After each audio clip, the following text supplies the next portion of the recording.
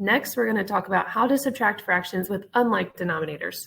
The first step is the same, change mixed numbers to improper fractions. That's what I'm going to do here. 10 times 5 is 50, plus 9 is 59, so negative 59 over 10. And then minus 5 times 7 is 35, plus 3 is 38, so I get 38 over 5. The next thing I need to do is my new step, find common denominators. I see that 10 and 5 have a least common multiple or least common denominator of 10. So what I'm going to do is go ahead and change this 5 to a 10 by multiplying by 2. And I'm going to do that same thing to 38, 38 times 2.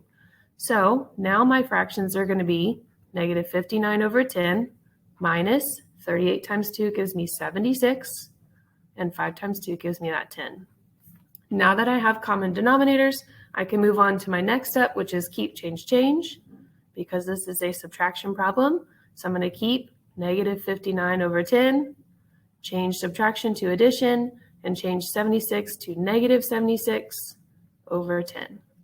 The last step says, or the fourth step says to find same signs. If I'm going to add or different signs, find the difference.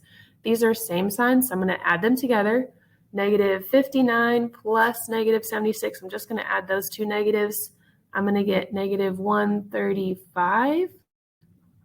And then I'm still going to keep that 10. The last step is to simplify my result. Right now, this is an improper fraction, so I just need to simplify it or reduce it. 10 will go into 135 13 times. I'm going to scooch this up here so I got some more room to write down. With 5 left over, because 10 times 13 is 130. So I get negative 13 and 5/10, but I still need to reduce this 5/10 right here. So my final result will actually be negative 13 and 1/2.